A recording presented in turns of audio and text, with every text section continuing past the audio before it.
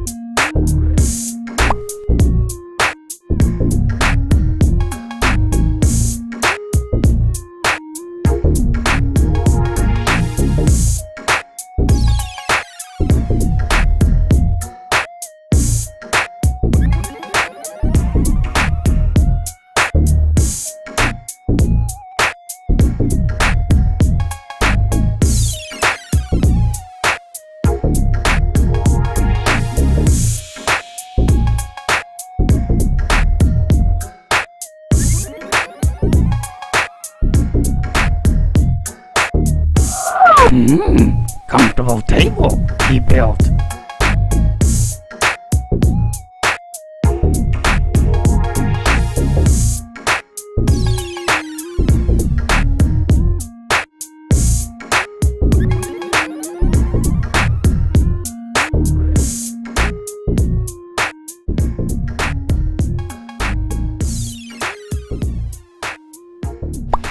Okay, table is right there where it belonged.